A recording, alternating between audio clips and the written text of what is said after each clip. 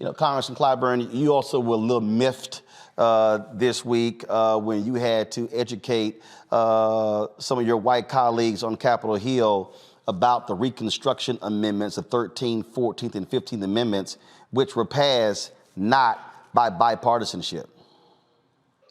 Absolutely. Thank you very much for having me, Roland. When I hear people say, in order for this legislation to be creditable, it should be bipartisan. That is absolutely ridiculous. The legislation that gave the former slaves the right to vote, my great-great-grandparents, it was a straight party line vote. So are you telling me that that is not a creditable piece of legislation because it was not bipartisan? And so I think there are a lot of things that we can do and really have creditable application if only one party vote for it. Look, how many Republicans voted for the American Rescue Act? Am I to understand that because we couldn't get a bipartisan vote for the Rescue Act, that it was something we should not do? And those Republicans ain't turning down that money. Not only that, they're out there with their signs, and some of them, if you recall, started taking credit for it before it even got to their states. So this is the kind of stuff that really irritates me a whole lot. I know Christian Sinema. We served together in the House.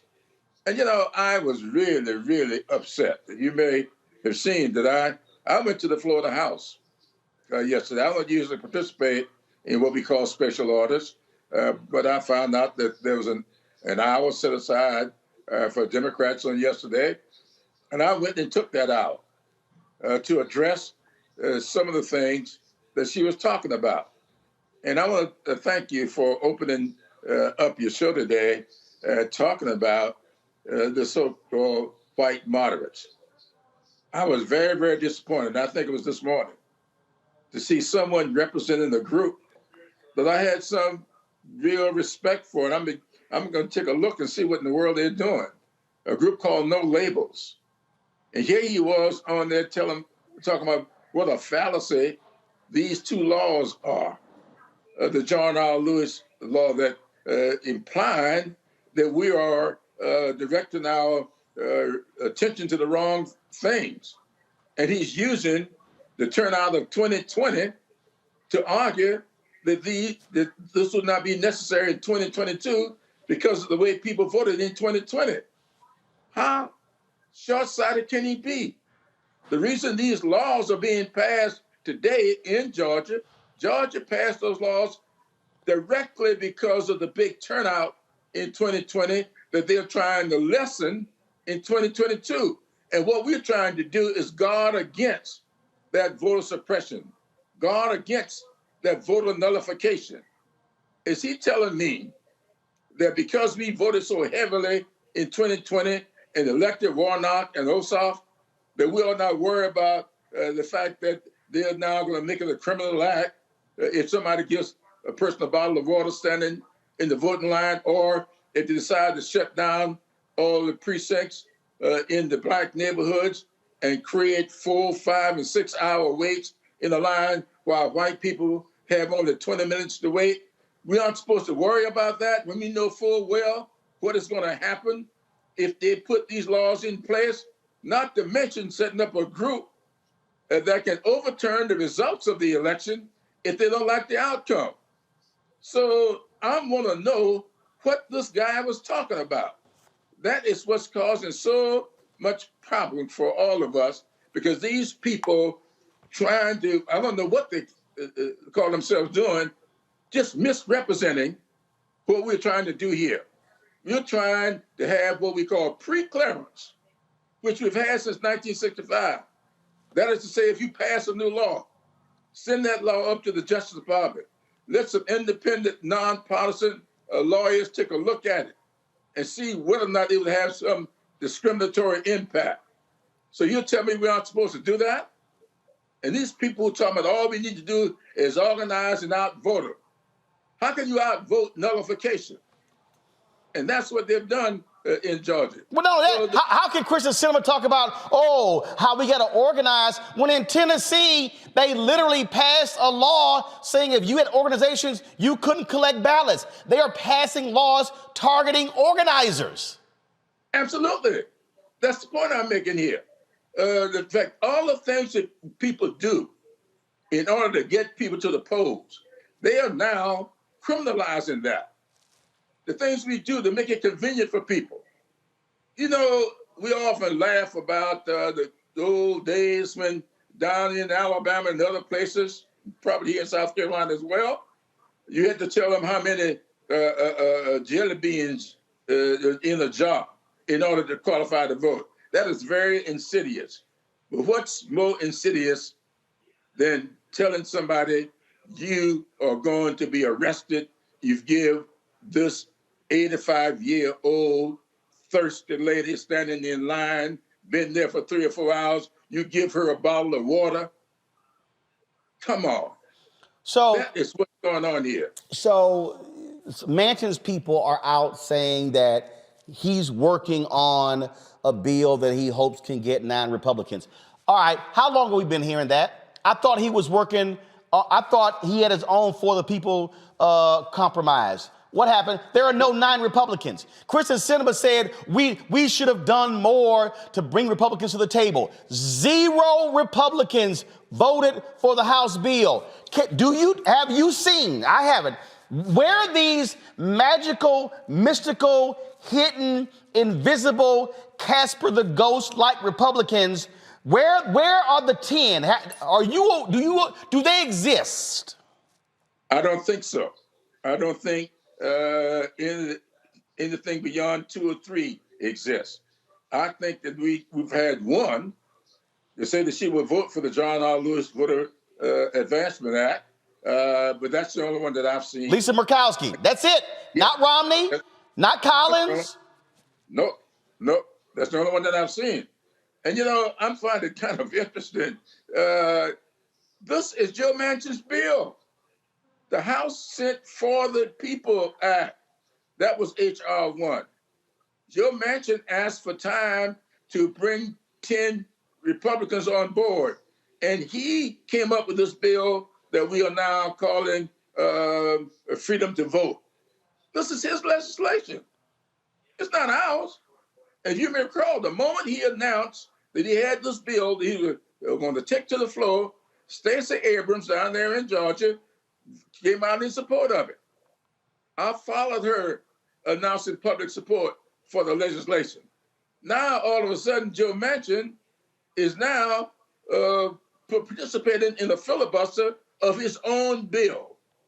This is his bill. It's not ours. So you got to think something else is going on here. And I hasten to say that we are teetering on losing this democracy. We're already hearing today of people in foreign countries who are now saying we can no longer count on the United States of America. We just saw, I believe I heard a report earlier today that the folks up in Canada are coming to the conclusion that America is headed toward a civil war. We got to seek our relationships somewhere else.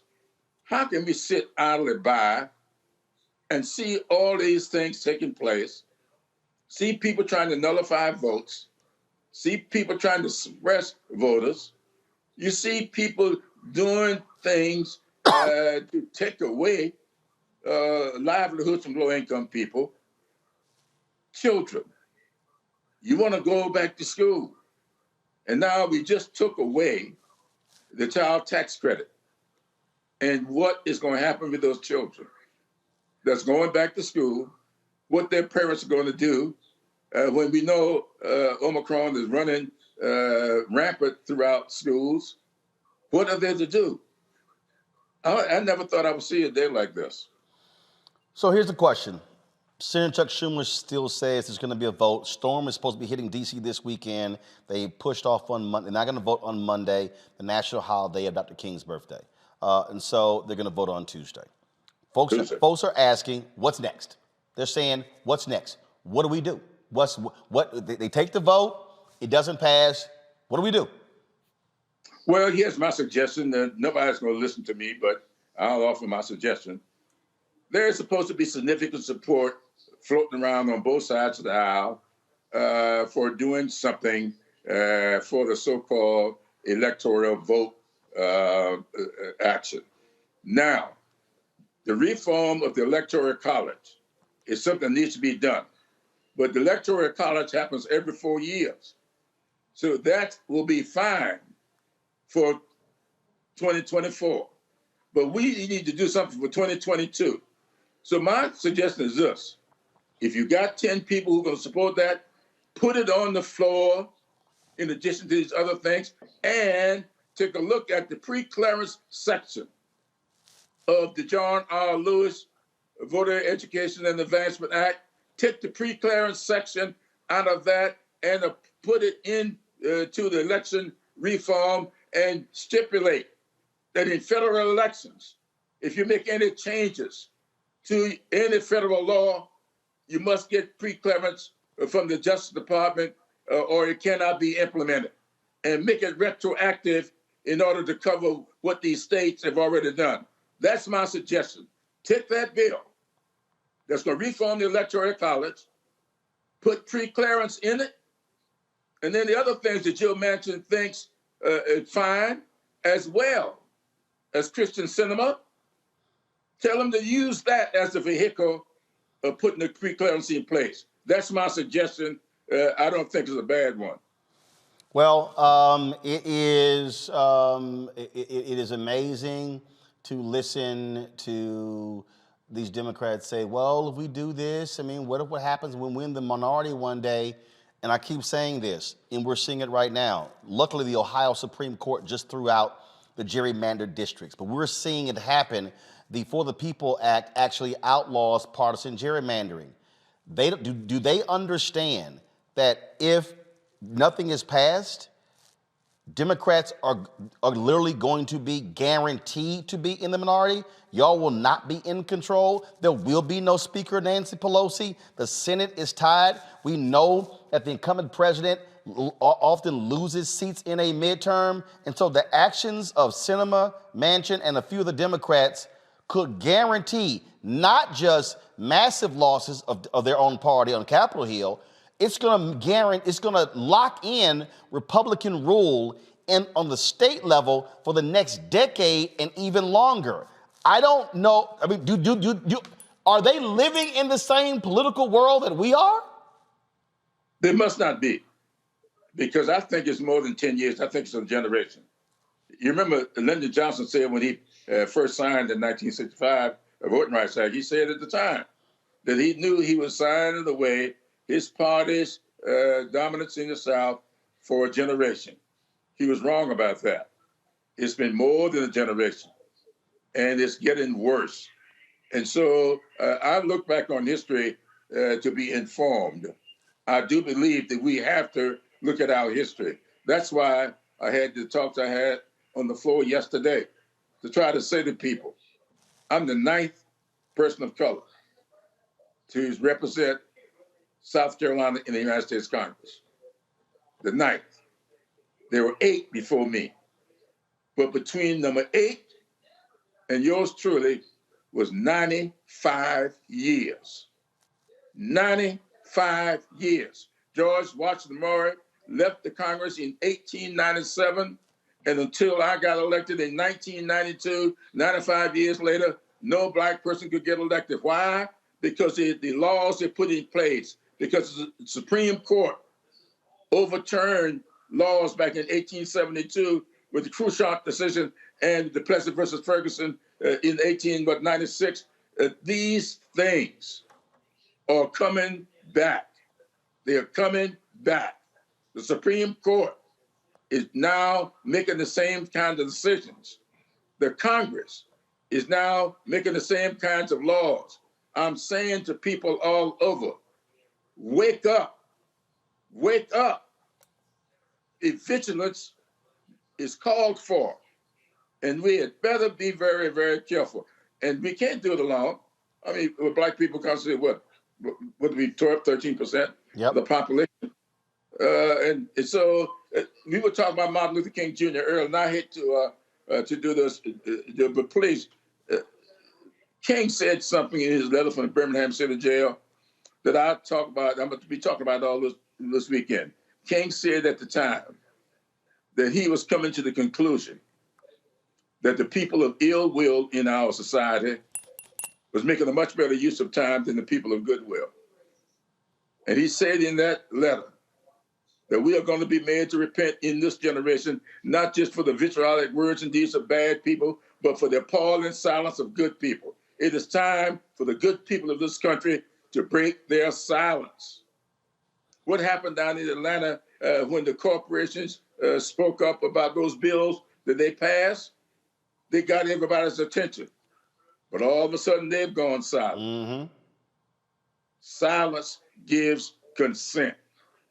If they are going to be silent about this, they are consenting for it to happen.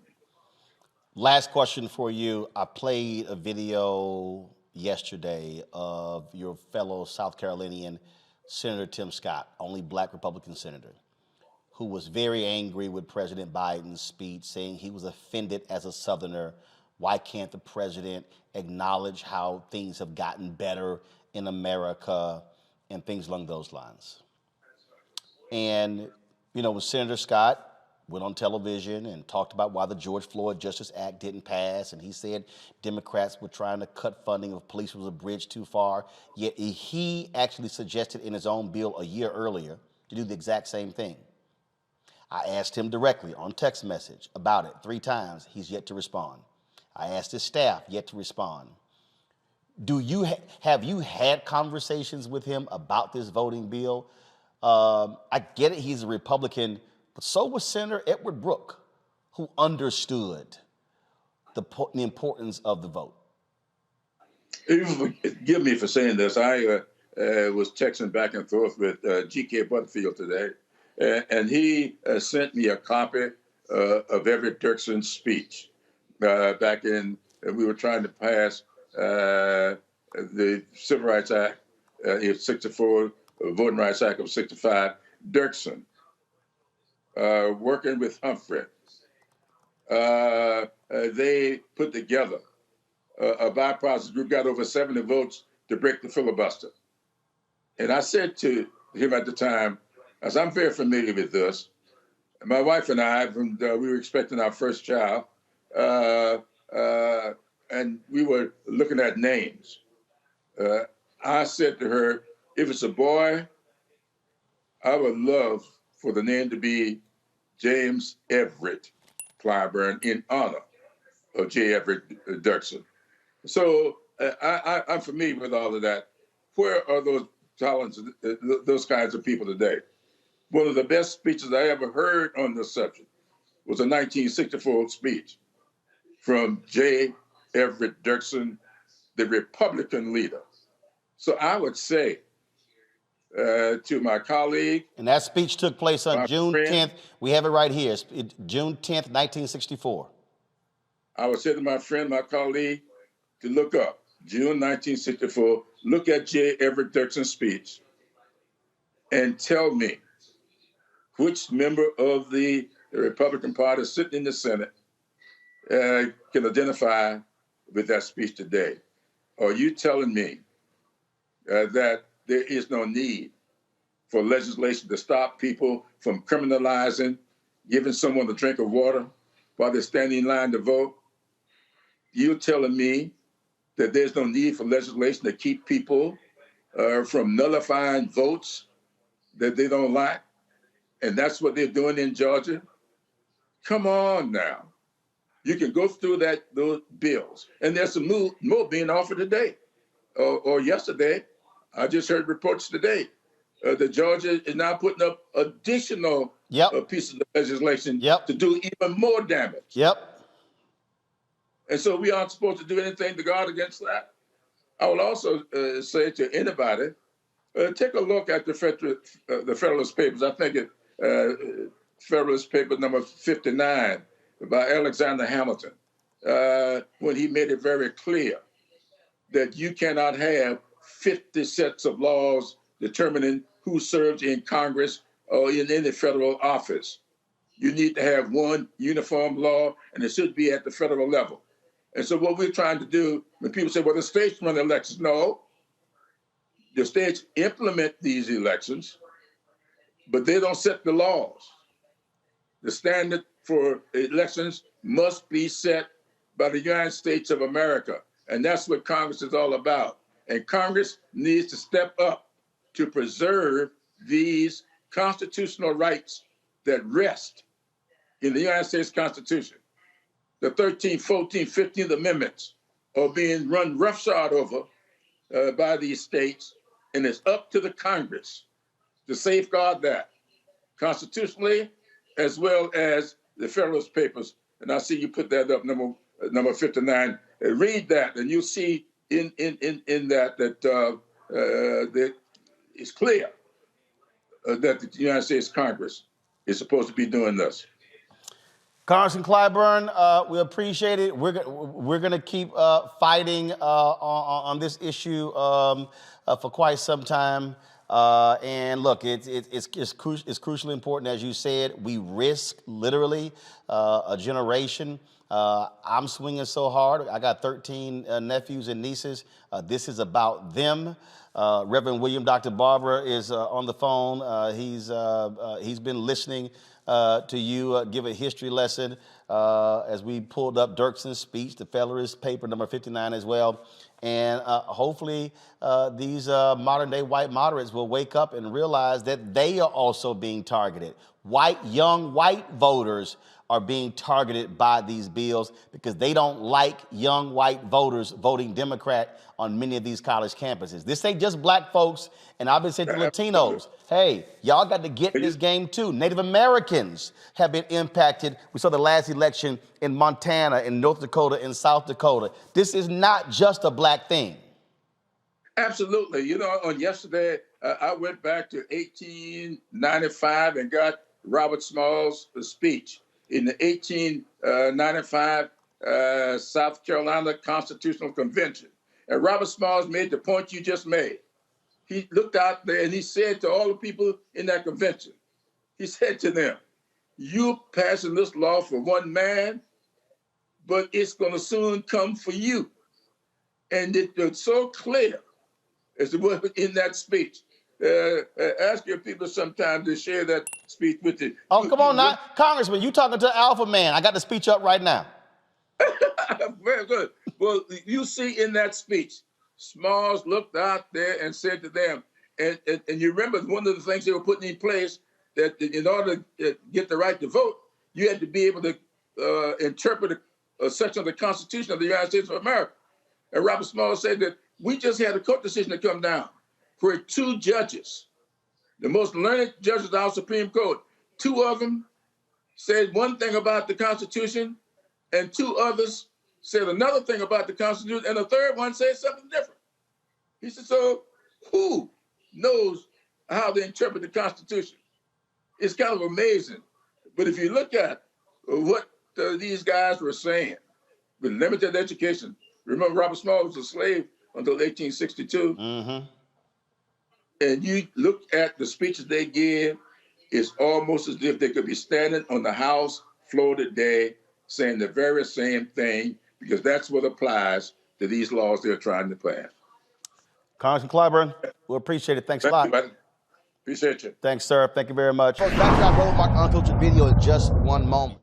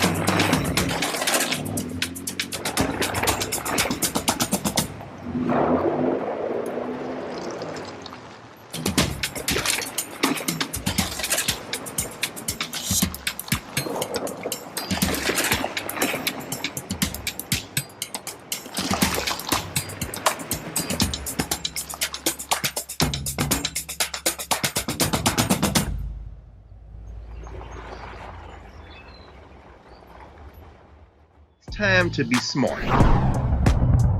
Roland Martin's doing this every day. Oh, no punches! Thank you, Roland Martin, for always giving voice to the issues. Look for Roland Martin in the whirlwind, to quote Marcus Garvey again. The video looks phenomenal, so I'm really excited to see it on my big screen. Support this man, Black Media. He makes sure that our stories are told. See, this difference between Black Star Network and Black-owned media and something like CNN. I got to defer to the brilliance of Dr. Carr and to the brilliance of the Black Star Network. I am rolling with Roland all the way. Honored to be on a show that you own. A black man owns the show. Folks, Black Star Network is here. I'm real revolutionary right now. Like, wow, Roland was amazing on there. Stay black. I love y'all. I can't commend you enough about this platform that you've created for us to be able to share who we are, what we're doing in the world, and the impact that we're having. Let's be smart. Bring your eyeballs home. You can't be Black-owned media and be scared. You dig?